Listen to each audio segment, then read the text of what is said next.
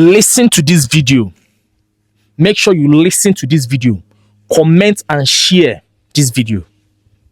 Houses outside Nigeria. I said that, look, if I have houses all over in America and co, I will not be able to concentrate and be able to build something for my people. So the best thing to do is okay. I go and check into hotel. When I finish, I give them my credit card and walk away. I don't want to leave and then somebody will call me that there's a bus pipe or whatever. No. Once I leave, I'm here. I'm home. And I'm very comfortable. I have only home here and Kano and, Abuja. That's all. Even Abuja, I haven't built my house yet. I'm in a rented house. That his passion for an industrialized Nigeria is the sole reason he doesn't. Aliko Dangote invited the leadership of the House of Reps to his refinery in Lagos to protest and debunk the lies and the marketing coming from the Tinubu administration. It was reported that while they were there, they conducted an in-house laboratory test of imported petroleum products, comparing it to the ones refined at Dangote Refinery. The results were shocking. Diesel bought in many filling stations across the country all tested above 1000 ppm, while the one that was refined in Dangote Refinery tested 77 ppm. Even the flashpoint from Dangote Refinery diesel tested about 96, while the imported ones tested 26. So it means that the one refined in Dangote Refinery is of high grade. In fact, it can be compared to Euro V standard or even higher than that. The issue of high sulfur content in imported petroleum products in Nigeria didn't start today. In fact, in 2021, Premium Times did an exclusive report on it. Even before this time, kerosene used to explode in Nigeria. So it was necessary for Dangote to debunk the statement of the CEO of Nigeria Midstream and Downstream Petroleum Regulatory Authority, Farouk Ahmed. Well, just like you rightly asked, there are a lot of concerns about supply of petroleum products nationwide and the claims by some media houses that we're trying to scuttle Dangote Refinery. That is not so. Dangote Refinery is still in the pre-commissioning stage. It has not been licensed yet. We haven't licensed them yet. They are still in pre-commissioning. I think they're about 45% completion rather. So we cannot rely heavily on one refinery to feed the nation, because the Dangote is requesting that we should suspend or stop all importation of petroleum products, especially AGO and jet kero, and direct all marketers to the refinery. That is not good for the nation in terms of energy security, and that is not good for markets because of monopoly. So in terms of quality, currently the AGO quality in terms of sulfur is the lowest as far as West African requirement of 50 ppm. Dangote Refinery, as well as some modular refineries like Walter Smith's Refinery, RD Refinery, they produce between 650 to 1,200 ppm. So in terms of quality, their quality is much inferior to the imported quality. Seriously, this is very wrong. This can be coming from a representative of the government. How can this man be demarketing a Nigerian business when the government always says that Nigerians should buy locally made products? Now, this man is openly telling the world that a Nigerian product is inferior. If a government representative is saying this about a Nigerian product, what will foreigners say? Because a government representative is supposed to be marketing his country, all the products, everything about his country is supposed to be marketing it to the world. No matter how people feel about Dangote, yes, he might have enjoyed government patronage, he might have acted in a monopolistic way in many sectors he has invested in, but a Nigerian businessman like Dangote, who invested $20 billion in a refinery, doesn't deserve this. If this can happen to a Nigerian citizen, what will happen to a foreigner? Everyone operating in the Nigerian environment is expected to bribe officials in order to get favorable treatments or be treated equally like every other person. You can't spend all your profits on bribing officials when they are supposed to simply do their jobs and not intimidate people into bribing them. Remember that this same thing happened to Air Peace. He said that officials frustrated him for more than 7 years. They did all this to a Nigerian airline in favor of foreign airlines. So you can understand what is happening. It's not about mocking Dangote. Hey, this is karma hitting you. This is payback time. No. This can happen to anyone. If he's talking about monopoly alone, it's understandable that monopoly is dangerous in a capitalist economy. But how can he be talking about monopoly when we have scarce foreign exchange to deal with? The combined capacity of state-owned refineries of about 450,000 barrels per day. These refineries have been comatose for the better part of 30 years. Yes, since the mid-90s, Nigeria has been importing petroleum products.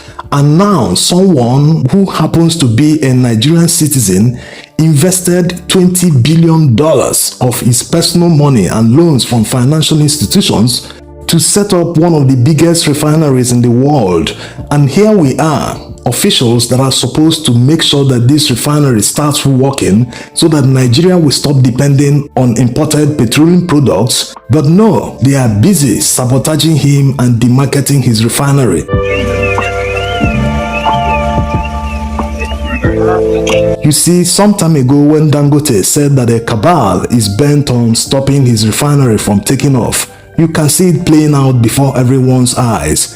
The cabal is not just abroad, they are also at home in Nigeria.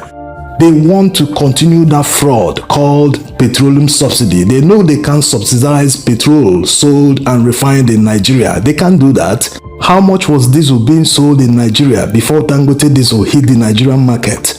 It was being sold from between 1,700 to 1,800 naira per liter.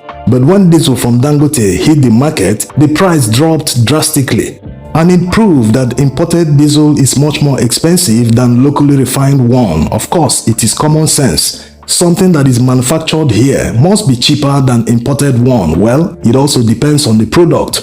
But members of the cabal are not happy about it. That's why they've been frustrating Dangote. From refusing him crude oil supply to the NNPC failing to pay up for their 20% stake, which Dangote himself announced that it has reduced to 7%. So you can see they do not want petroleum products importation to stop in Nigeria because of all the fraud surrounding the petrol subsidy payments, and they all benefit from it. They never account for it. They never tell Nigerians, this is the volume of importation, this is the amount that was paid to subsidize them. No. Everything is opaque and not transparent. So as you can see, these people are working against Nigerian-owned businesses at the detriment of Nigerians. On the other hand, they are working for foreign-based businesses to make sure that they stay afloat, to make sure that their workers never lose their employment. While at home in Nigeria, many foreign multinationals have left, many Nigerian-owned businesses have closed down. As a result, many Nigerians have lost their jobs.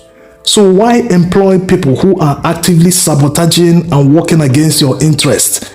So this is not just about Dangote. Yesterday it was Air Peace. Tomorrow who knows who it will be. Having people who are working against your interest in leadership positions is very dangerous for the Nigerian people. They say they are paying for petrol subsidy because of all the taxes, import duty, and all the costs associated with imported products, and someone says no. Just bring your trucks to Dangote Refinery and leave the petrol at a reduced cost, lower than imported one. But they said no, they want to continue the importation. So this should be very clear to Nigerians. It's not about Dangote. Dangote has continued to criticize the policies of the Tinubu administration. Many feel it is politics. Why didn't he say anything during Buhari's administration? But the situations and circumstances are not the same. Buhari didn't devalue the Naira by more than 200% like the Tinubu administration did. Buhari also did not float the Naira. Naira was exchanging at a fixed rate. At least the official rate was fixed. That was why we didn't experience a high food inflation, which is about 40% today. So you can see, someone who didn't criticize the Buhari administration at the time can criticize the current administration because the circumstances have changed.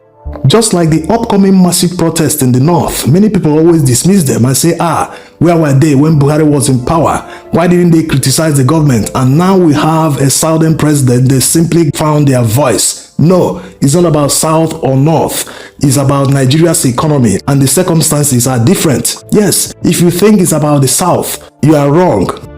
It is simply about members of the cabal. If you're not a member, if you're not inside, you cannot be given a political office position. You cannot be given anything. Otherwise, what are people actually gaining to be shouting southern presidency that it must be protected, that they must allow them to spend 8 years? If Northerners did the mistake during Buhari's administration, why should you do the same mistake? If you are criticizing them for not coming out to protest against Buhari, for not criticizing openly like the South did, why are you not criticizing the current presidency? So you want to replicate what they did. Two wrongs cannot make a right. When people criticize them for the wrongs they are doing, they will shift the narrative and tell you, they are coming for Southern presidency. They've had their turn. They don't want us to take our turn. I despise Dangote. He is not the richest man in Africa. And I will tell you why. Because he's running a monopoly. In America, he will be in jail. I keep saying this. Every broadcast I come and I tell you. All of you were there. Let me tell you what the Fulanis have in store for you. Go. That expired on 30th of June. On the 4th of June, I asked the group CEO, and he said that no, he has discussed they want to remain at 7%, so they won't be able to pay. So I mean, that was on the 4th of June, and they gave us notice that, but we have not even received anything from them in writing yet. And in government support, like what Kule said, it's not that we asked for any support and the government didn't give us. We intentionally did not ask because right from the beginning there was a doubt as to whether we'll be able to even build the refinery, because Mittal group, the South Koreans, all of them that came and signed MOU with the government of Obasanjo at that time, they are giving oil blocks to encourage them to come and build a refinery, because we are desperately looking for refinery. I think Professor Ehumbury has the entire history, because he was working with President Obasanjo at that time. So we did not really get, in fact, it was a big fight for us to even secure our own license out of the 60 licenses that were issued. So that's one. Number two, I will also add on what Kule talked about in terms of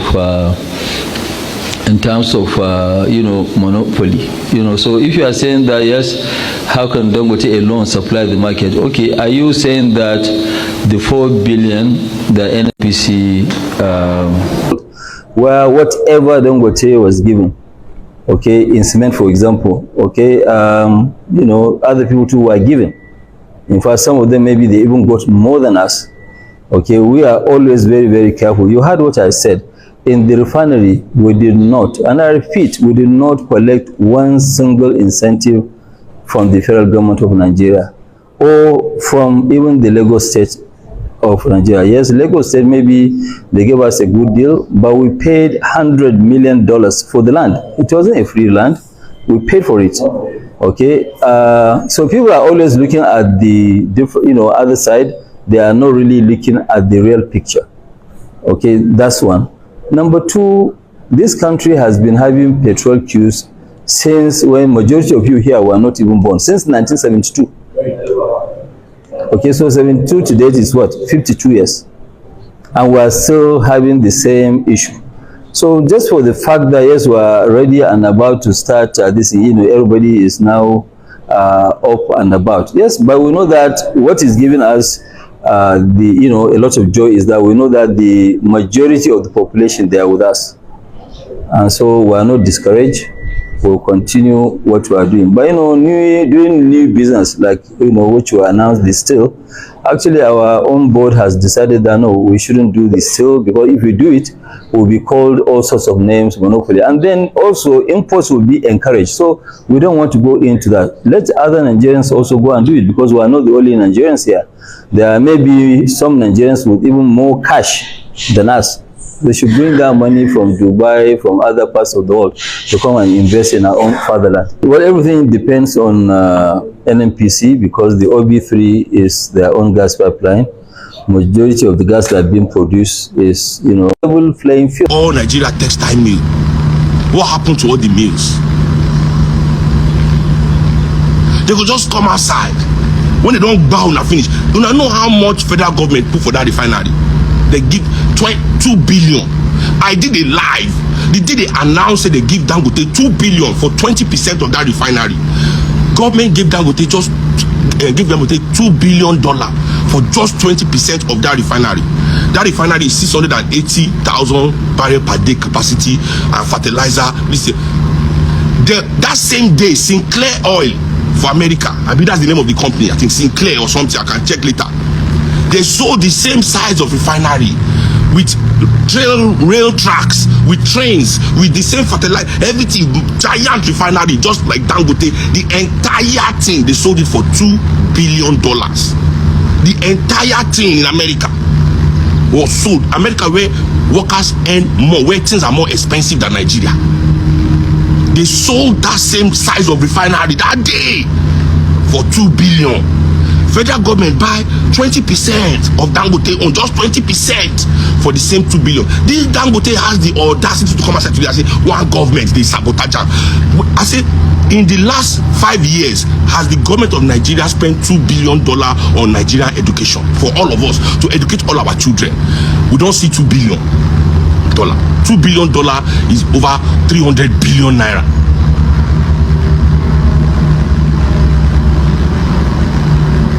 He come outside today and say, one monopoly. When they don't think be monopoly, I don't believe in monopoly. Government should come and buy the refinery. More come buy BC. Refinery we don't go work. More we come. See, una no get sense. See now, due to una, they don't use their influencers. Some of them don't come outside. Hey, government won't keep Dangote. All of them don't. Government now. Now not gonna say that the plan between him and the government, he don't do the first step now. So government now to look like say government is proactive. Government will come buy the refinery, abi? Now because the government do well, abi? Later the base will now fall on Nigeria head. Dua, abi? Abi? Why? It was said that okay. The question to ask is this: if the refinery they work, is it our, now we go collect the profit? Is the profit going to go to Nigerians?